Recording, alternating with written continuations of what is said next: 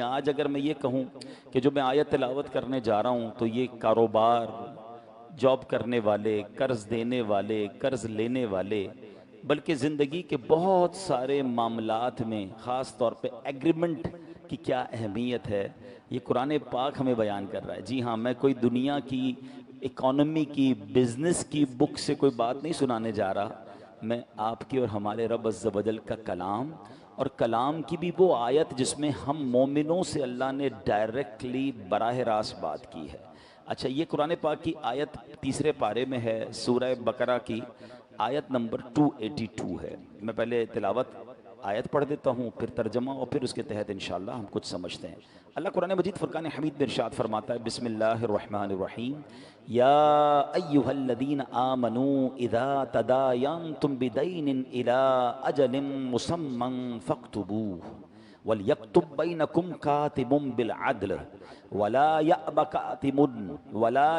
كَاتِبٌ أَنْ يَكْتُبَ كَمَا عَلَّمَهُ اللَّهُ فَلْيَكْتُبْ وَلْيُمْلِلِ الَّذِي عَلَيْهِ الْحَقُّ وَلْيَتَّقِ اللَّهَ رَبَّهُ وَلَا يَبْخَسْ مِنْهُ شَيْئًا فَإِنْ كَانَ الَّذِي عَلَيْهِ الْحَقُّ سَفِيهًا أَوْ ضَعِيفًا أَوْ لَا يَسْتَطِيعُ أَنْ يُمِلُّوا فَلْيُمْلِلْ وَلِيُّهُ بِالْعَدْلِ وَاسْتَشْهِدُوا شَهِيدَيْنِ مِنْ رِجَالِكُمْ فَإِنْ لَمْ يَكُونَا رَجُلَيْنِ فَرَجُلٌ وَامْرَأَتَانِ مِمَّنْ تَرْضَوْنَ مِنَ الشُّهَدَاءِ أَنْ تَضِلَّ إِحْدَاهُمَا فَتُذَكِّرَ إِحْدَاهُمَا الْأُخْرَى وَلَا يَأْبَ الشُّهَدَاءُ إِذَا مَا دُعُوا وَلَا تَسْأَمُوا أَن تَكْتُبُوهُ صَغِيرًا أَوْ كَبِيرًا إِلَى أَجَلِهِ ذَلِكُمْ أَقْسَطُ عِنْدَ اللَّهِ وَأَقْوَمُ لِلشَّهَادَةِ وَأَدْنَىٰ أَلَّا تَرْتَابُوا إِلَّا أَن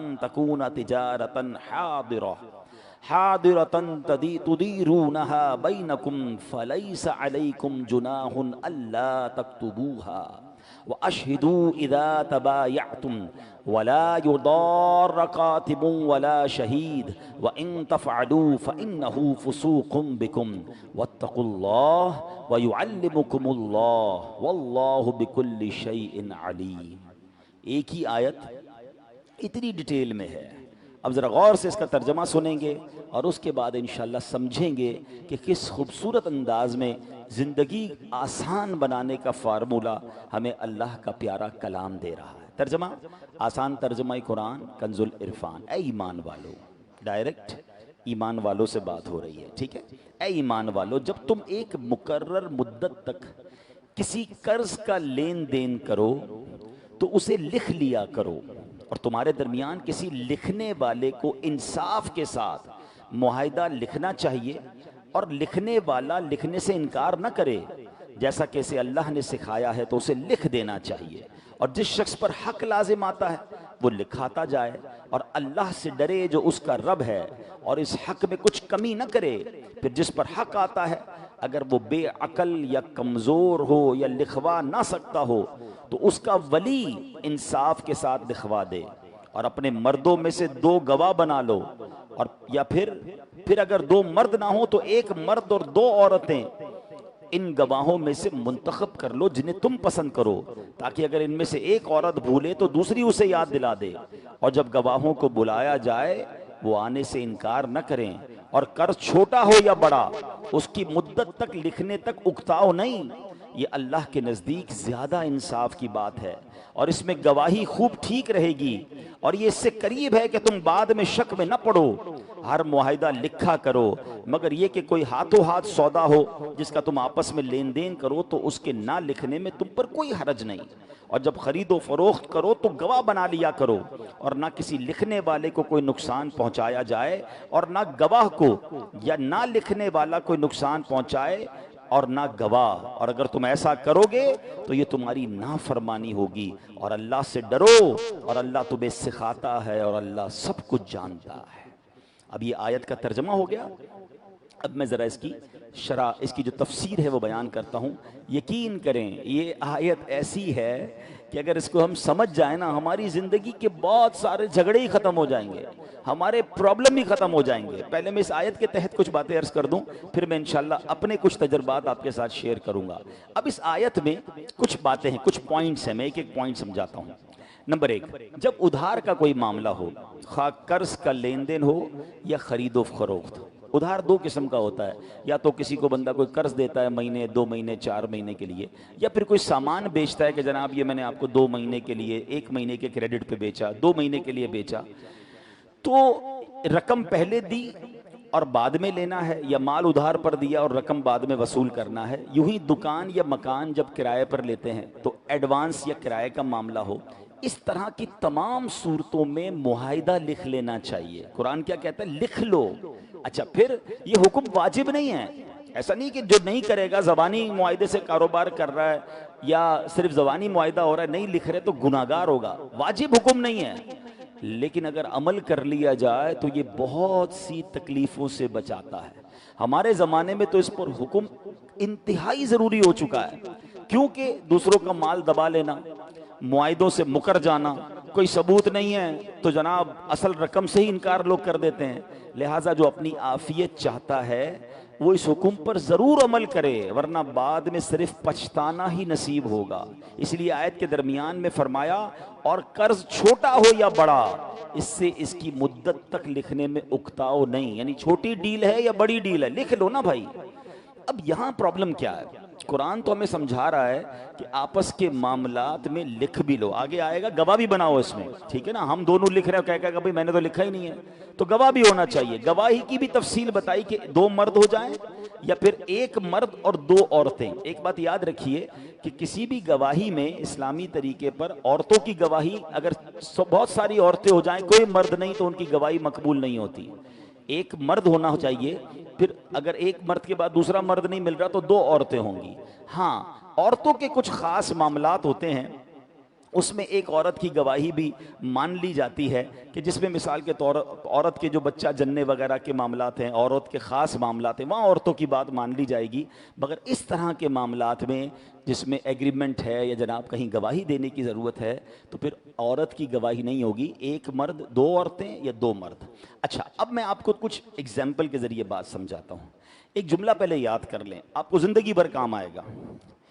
ایگریمنٹ کرتے وقت غیر ہو جاؤ, ہمیشہ اپنے رہو گے. جملہ کیا ہے؟ معاہدہ کرتے وقت غیر ہو جاؤ, ہمیشہ اپنے رہو گے. اگر ایگریمنٹ کرتے وقت اپنے بن گئے نا, تھوڑے عرصے بعد غیر ہو جاؤ گے. یہ بات بڑی بڑی پتے کی ہے اور بڑی تجربے کی بتا رہا ہوں. ہم کیا کرتے ہیں, یار میرا دوست ہی ہے نا, کر لیں گے بھائی. ارے بھائی دام تو بتا دو, ارے جو دینا ہو دے دینا. یہ آج کل کیا ہوتا ہے, اب رکشے میں بیٹھ جائیں, ٹیکسی میں بیٹھ جائیں, بھائی جان ادھر تک جانا ہے, کتنے پیسے؟ آئی صاحب جو دینا ہو دے دینا. بندہ بیٹھ جاتا ہے. اب جب وہاں اترا اس نے کہا 500 روپے. پاگل ہو گئے 500 روپے ہیں, یہاں تک تو 1000 روپے بنتے ہیں. اب کیا ہوا؟ جھگڑا. اب کیا ہوا؟ ناراضگی. اس پیار سے بیٹھے تھے, اپنا ہو کر بیٹھے تھے, غیر ہو کر اتر رہے ہیں ٹیکسی سے, غیر ہو کر آپ اس سے اتر رہے ہیں رکشے سے. کیوں بھائی؟ پہلے طے کر لیں. اور شریعت یہی تو کہہ رہی ہے نا بھائی, آپ بتائیں زبان سے کتنے لیں گے, غیر ہو جائے نا, کوئی اپنا نہیں ہے بھائی. بالکل اسی طرح آپ نے اپنی کسی دوست کو مکان کرائے پہ دیا, آپ نے کسی جاننے والے کو برسوں سے کام کر رہے ہیں, کوئی پیسے دیے, کوئی ادھار پر مال دیا, بھائی کب دیں گے؟ ارے بھائی جب دینے ہو دے دینا. وہ بندہ سمجھا 2 سال کے ادھار پہ مل گیا اور اگلے مہینے کھڑا پہ میرے پیسے دو. بھائی تم نے تو کہا تھا جب دینے ہو دے دینا. بھائی میں نے یہ تھوڑی کہا تھا کہ 1 مہینے 2 سال کے لیے دینا, ابھی دو. جھگڑا شروع. بھائی ریٹ کیا ہے اس کا؟ ارے بھائی جو مناسب ہو دے دینا. آپ تو اپنے ہی ہیں, آپ سے کیا کرنا. اب تھوڑی دیر بعد جھگڑا ہو رہا ہوتا, بھائی اپنے تو جھگڑ کیوں رہے ہو؟ بھائی زبان سے کہہ دیں نا, یہ گاڑی کتنے کی ہے, یہ مال کتنے کا, غیر ہو جائیں. آپ یقین کریں پارٹنرشپ میں یہی جھگڑے, میں آپ کو مثالیں دوں تو آپ حیران ہو جاؤں گے. میں ایسے لوگوں کو جانتا ہوں, 2 بھائیوں کو, جو بڑا بھائی اور چھوٹے بھائی میں اتنا پیار تھا کہ چھوٹا بھائی بڑے بھائی کے ہاتھ چومتا تھا اپنے والد کی جگہ. میں نے ایسا پیار کم بھائیوں میں دیکھا. مگر کیا ہوا؟ ایگریمنٹ نہیں کیا, کاروبار سالوں چلتا رہا, کروڑوں اربوں روپے کا کاروبار ہو گیا.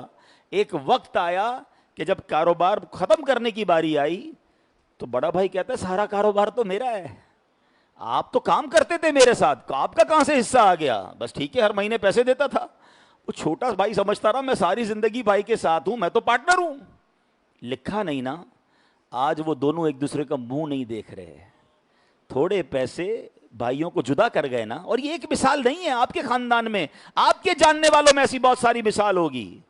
لکھ لیں. خاص طور پہ یہ جھگڑے پتہ ہے کہاں ہوتے ہیں؟ جہاں بھائی مل کے کاروبار کرتے ہیں, جہاں فیملی کا کاروبار ہو. آپ کی پنجابی میں کہتے ہیں نا کاروبار جہاں سانجھا ہوتا ہے نا, وہاں جا کے بڑے مسائل ہوتے ہیں. آپ بٹھائیں سب کو اور لکھیں کس کا کتنا حصہ ہے, کس کو کتنا نفع ملے گا, نقصان کس کا ہوگا, گواہی ڈالیں اس میں, اور اس کے بعد شرعی طور پہ بھی چیک کرائیں. اچھا بعض ہمارے ایگریمنٹ وہ ہوتے ہیں جو ہم سمجھتے ٹھیک ہے, وہ ہوتے ہی شرعن غلط ہوتے ہیں. تو کلیئر کر دیں چیزوں کو. ایگریمنٹ کرتے ہوئے غیر ہو جاؤ. میں جانتا ہوں ایسے لوگوں کو, ایک دو بار میرے ساتھ بھی تجربہ ہوا.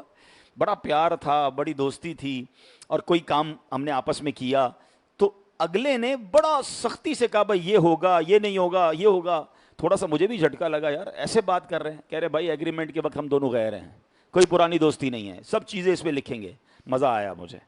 کیوں کہ آج آپ نے لکھ لیا نا, اب کبھی جھگڑا نہیں ہوگا, اب آپ اپنے رہیں گے, دوستی برقرار رہے گی, رشتہ داری برقرار رہے گی. اور یہی قرآن سکھا رہا ہے. کتنا پیارا کلام ہے رب کا کہ اے ایمان والو جب بھی کوئی ایسا لین دین کرو لکھ لو. ہم لکھتے نہیں ہیں, اور نہ لکھ کر میں نے خاندان برباد ہوتے دیکھے ہیں, بھائیوں میں دشمنیاں ہوتے دیکھی ہیں, رشتہ دار بھائی بہن خون کے پیاسے ہو گئے کیونکہ لکھا نہیں, کلیئر نہیں کیا. یہاں میں ایک اور عرض کروں گا, یہ تو کاروبار کے معاملات ہو گئے, پارٹنرشپ کے معاملات ہو گئے, سودے کے معاملات ہو گئے, کرائے پر آپ نے دکان دی, مکان دیا, لکھیں کتنے ٹائم کا ایگریمنٹ ہے. ارے بھائی جب خالی کرنا ہو کر دینا, اپنی بات ہے, آپ کا ہی گھر ہے جناب, آپ کا ہی گھر ہے, اور وہ آپ کے ہی گھر سے پھر نکالنے آ جاتے ہیں. اور جب وہ نکالتے تو وہ نکلتا بھی نہیں, تم نے تو کہا تھا میرا ہی گھر ہے. اب بھائی کہنے کے لیے تمہارا تھا, واقعی ہے تو میرا نا, مجھے ضرورت ہے. پھر لڑ لیں, پھر گریبان پکڑ لیں, پھر پولیس آ رہی ہے. وہ بچپن کے دوست, وہ خاندانی دوستیاں سب تباہ ہو گئیں. ایگریمنٹ نہیں کیا, کلیئر نہیں کیا, لکھا نہیں. میں بڑی عجیب بات کرنے جا رہا ہوں. اگر کوئی بھائیوں کا کاروبار ساتھ چل رہا ہے, فیملی کا کاروبار ساتھ چل رہا ہے, ایک بار ہمت کیجئے, بیٹھ جائیے اور لکھ لیجئے کہ میرا کتنا ہے, آپ کا کتنا ہے. آج آنکھیں کھلی ہیں, کل کوئی بھائی دنیا سے بھی تو جا سکتا ہے. بعد میں بچے لڑیں گے, بعد میں نسلیں لڑیں گی, کیونکہ کلیئر ہی نہیں تھا. بڑا بھائی سمجھتا رہا میں نے شروع کیا تھا, میرا کاروبار ہے. چھوٹا بھائی سمجھتا رہا کمپنی میں سب جگہ میرا بھائی مجھے اپنا پارٹنر بتاتا تھا, میں پارٹنر ہوں. وہ پارٹنر سمجھ کے جیتا رہا, وہ سیٹ سمجھ کے جیتا رہا, بعد میں لڑائیاں ہو رہی ہیں. بھائی کلیئر کر لینا. اگر چھوٹے بھائی کو لگتا ہے کہ میں پارٹنر نہیں تو کوئی اور کاروبار بیچارہ کر لے گا. 30-40 سال محنت کے بعد پتا چلا میں تو کچھ بھی نہیں ہوں اس کمپنی میں, تو کلیئر کیجئے. میں یہاں تو ایک اور بات کہنے جا رہا ہوں. ہمارے کچھ والدین اپنے بچوں کے لیے زندگی مشکل کر کے دنیا سے جاتے ہیں. وہ کیا غلطی کرتے ہیں؟ کلیئر نہیں کرتے کہ کس بچے کا کیا ہے. ہوتا کیا ہے, ماں کسی بچی کے گھر گئی, بیٹا میرے مرنے کے بعد سونا تو نے لے لینا ہے. باپ نے کسی بچے کو اکیلے میں کہہ دیا, بیٹا یہ میرا انتقال ہو نا, یہ پلاٹ تیرا ہے. ماں نے کسی دوسری بچی کو کہہ دیا, مر جاؤں تو یہ گھر تیرا ہے. اچھا سب کو کہہ دیا, آپس میں بٹھا کے کسی کو نہیں کہا. ماں باپ کی آنکھیں بند ہوئی, بہن قسم کھا رہی ہے ماں نے سونا مجھے کہا تھا, بھائی کہتا ہے پلاٹ مجھے کہا تھا, وہ دوسرا کہتا ہے گھر مجھے کہا تھا, سارے لڑ رہے ہیں. یہ کیا کر رہے ہیں آپ؟ اگر آپ نے کوئی فیصلہ کرنا بھی ہے, سارے بچوں کو بٹھائیں اور لکھوائیں کہ میرے مرنے کے بعد یہ اس کو دینا, یہ اس کو دینا, یہ گھر اس کا, یہ فلاں اس کا, اور سب کی سائنیں کروا لیں. اور پھر شرعی طور پہ بھی چیک کروائیں نا. آپ کہیں اپنی وصیت میں کسی کو محروم تو نہیں کر رہے, کسی ایک بچے کو زیادہ کسی کو کم, اور جو شریعت نے آپ کو اختیار ہی نہیں دیا وہ تو نہیں کر رہے. کیونکہ مرنے کے بعد ورثاء کا حق قرآن نے بیان کیا ہے. آپ ایک حد تک وصیت کر سکتے ہیں, سارے مال کسی کو نہیں دے سکتے. پوری تفصیل ہے اس کی, میرا یہ موضوع نہیں ہے, مگر میں ایک اشارہ دے رہا ہوں ان تمام ماں باپ کو کہ جو اپنے بچوں کے معاملات, اور خاص طور پہ جو مالدار فیملیز ہوتی ہیں, ہم نے بڑے بڑے اربوں پتی کروڑ پتی ماں باپ کی دنیا سے جانے کے بعد ان کے بچوں کو لڑتے ہوئے دیکھا, ایک دوسرے کے خون کے پیاسے ہو گئے, آنا جانا ختم ہو گیا. یہ کیا کیا آپ نے؟ یہ کیسا فیملی سٹرکچر بنایا آپ نے؟ نہیں لکھا, آپ نے واضح نہیں کیا, اور بعد میں اپنے بچوں کو لڑنے کے لیے چھوڑ دیا. حالانکہ صحیح بتاؤں میں, زندگی میں اگر ماں باپ بچوں کو بٹھا لیں اور ایگریمنٹ وغیرہ کر لیں, کوئی بچہ نہیں لڑے گا. سب خوشی خوشی بات کر لیں گے نا, آپ سے بات ہو جائے گی, پلس مائنس جو بھی ہے ڈسکس ہو کر سائنیں ہو جائیں گی, بعد میں آپ کا خاندان جڑا رہے گا. اور یاد رکھیے زندگی کا یہ ٹارگٹ ہونا چاہیے میرا اور آپ کا کہ میرے مرنے کے بعد میرے بچے جڑے رہیں. وہ جڑے رہیں گے تو مجھے اصال ثواب کریں گے، آپس میں ہی لڑتے رہیں گے، ماں باپ کو بھی برا بھلا کہیں گے، کیسے اماں ابا تھے ایسا کر گئے کہ آج ہم لڑ رہے ہیں۔ کیا فائدہ کیا آپ نے؟ کروڑوں روپے لاکھوں روپے کمائے بھی اور بچوں کو لڑنے کے لیے چھوڑ دیا۔ نہیں، قرآن کہتا ہے لکھ لو۔ کیا خوبصورت رہنمائی ہے۔ اور آج پوری دنیا میں آپ جائیں، یہ ہمارے یہی ہوتا ہے، باقی دنیا میں ہر چیز، آپ کچھ بھی لیں آپ کو ایک پہلے پیپر آئے گا، سائن کریں، ہیں ہر چیز پر آپ سے سائن کروایا جاتا ہے، بھائی آپ کا ہمارا یہ ایگریمنٹ ہے، آپ کا یہ طے ہے۔ پڑھے لکھے لوگوں کو ہم نے دیکھا زبانی ڈیل بھی ہو جاتی ہے، تھوڑی دیر بعد ان کا ایک میسج آتا ہے کہ حضرت ذرا میسج پہ بھی کنفرم کر دیں، ای میل پہ کنفرم کریں ہمیں کہ ہماری جو آج بات ہوئی ہے اس کی یہ منٹس تھے، یہ ہماری طے ہوا ہے۔ بندہ کہ یار میں زبانی کہہ تو گیا ہوں، کہتا نہیں لکھ کے دیں۔ وہ ہماری میمنی کا ایک بڑا پیارا جملہ ہے، لکھیو واچا ہے، جو لکھا ہوتا ہے نا وہ پڑھا جاتا ہے۔ تو لکھنے کی عادت، ایگریمنٹ کی عادت، گواہوں کی عادت ڈالیں۔ پھر جملہ کہہ دیتا ہوں زندگی بھر کام آئے گا، میں یقین کریں اپنی زندگی کا ایک نچوڑ آپ کو پیش کر رہا ہوں کہ ایگریمنٹ کرتے وقت غیر ہو جاؤ، ہمیشہ اپنے رہو گے۔ اگر معاہدہ کرتے وقت، ایگریمنٹ کرتے وقت اپنے ہو گئے، آگے جا کے غیر ہو جاؤ گے، آگے جا کے لڑائی ہو جائے گی، اور یہی قرآن نے سمجھایا۔ تو بات آ رہی ہے سمجھ؟ اب اس قرآنی آیت جو میں نے پڑھی اس کا پہلا سیگمنٹ تو میں نے بتا دیا، اب اگلا قرآن فرما رہا ہے معاہدہ انصاف کے ساتھ لکھیں، کسی قسم کی کوئی کمی بیشی یا ہیرا پھیری نہ کریں۔ ان پڑھ آدمی کے ساتھ اس چیز کا زیادہ اندیشہ ہوتا ہے، یہ بیچارہ ایک بندہ دونوں میں سے ایسا ہے اس کو پڑھنا ہی نہیں آتا، اچھا وہ بیچارہ ان پڑھ ہے سائن بھی کر دیتا ہے، اس سے پتہ نہیں کیا کیا لکھوا لیتے ہیں۔ قرآن کہتا ہے انصاف کے ساتھ معاہدہ لکھیں۔ تیسری بات اس آیت میں کیا تھی؟ اگر کسی کو خود لکھنا نہیں آتا، کیا تفصیل ہے، آپ ذرا غور تو کریں، یعنی اس آیت نے ایگریمنٹ کے ہر پہلو کو کور کیا کہ کوئی ایسا بندہ ہے جس کو لکھنا ہی نہیں آتا، تو فرمایا بچہ ہے یا انتہائی بوڑھا ہے یا نابینا ہے تو دوسرے سے لکھوائے۔ اچھا جو لکھنے والا اب قرآن اس کو رہنمائی کر رہا ہے، جسے لکھنے کا کہا جائے وہ لکھنے سے انکار نہ کرے، اسے چاہیے کہ لکھے، کیونکہ لکھنا لوگوں کی مدد کرنا ہے اور لکھنے والے کا اس میں کوئی نقصان نہیں ہے، تو مفت کا ثواب نہ چھوڑے۔ قرآن کہہ رہا ہے مدد کرو اپنے بھائی کی جس کو لکھنا نہیں آتا اور یہ ثواب کماؤ۔ چوتھی بات، لکھنے میں یہ چاہیے کہ جس پر ادائیگی لازم آ رہی ہے وہ لکھے یا لکھوائے۔ یہ بھی کتنا خوبصورت پہلو ہے، میں قرضہ لے رہا ہوں تو کہا گیا کہ تم لکھواؤ، پیسے میں نے دینے ہیں نا، کیونکہ جس نے دینے اس نے لکھ کر میرے اوپر زیادہ ڈال دیے، تو کتنی خوبصورت بات ہے، بات سمجھ آ رہی ہے؟ جس نے پیسے دینے ہیں وہ ایگریمنٹ لکھوائے، تو وہ سچا لکھوائے گا، دیکھ کر لکھوائے گا، اتنے ہی دینے نا، زیادہ تو نہیں دینے۔ پتہ چلا جس سے پیسے لیے اسے ڈبل لکھوا دیے، عجیب عجیب شرطیں لگا دیں، پینلٹیاں ڈال دیں، بندہ غریب آدمی سائن کر دے۔ قرآن کہتا ہے جس نے دیے وہ نہیں لکھوائے، جس نے دینے ہیں وہ لکھوائے۔ سبحان اللہ۔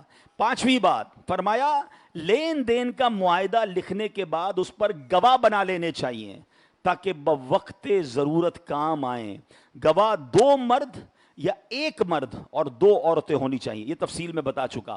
اچھا اب یہاں پر ایک اور قرآن نے اجازت دی کہ اگر ہاتھوں ہاتھ سودا ہے، آپ اسٹور پہ جاتے ہیں، 500 روپے دیا، آپ نے آٹا خریدا، آپ نے جو بھی چیز خریدنی ہے، اس کی ضرورت نہیں ہے، یہاں لکھنے کی ضرورت نہیں ہے، یہ تو ہاتھوں ہاتھ ہو رہا ہے نا، پیمنٹ دی، چیز لے لی۔ جو ادھار کا معاملہ ہے، طویل مدت کا معاملہ ہے، رینٹ ایگریمنٹس ہیں، فرمایا اس کو لکھو اور اس پر گواہ بھی بنائیں۔ سبحان اللہ۔ اب میرے پیارے اسلامی بھائیوں، اب یہ بات ہمیں سمجھ آئی کہ کتنا خوبصورت ہمارا دین ہے اور کتنی ڈیٹیل کے ساتھ ہمیں بتایا جا رہا ہے۔ اچھا یہاں پر اصل معاملہ پتہ کیا ہے؟ یہاں شریعت کو مطلوب یہ ہے کہ مسلمانوں میں جھگڑا نہ ہو، مسلمانوں میں لڑائی نہ ہو، یہ مل جل کر رہیں، یہ پیار سے رہیں، اتفاق میں برکت ہے۔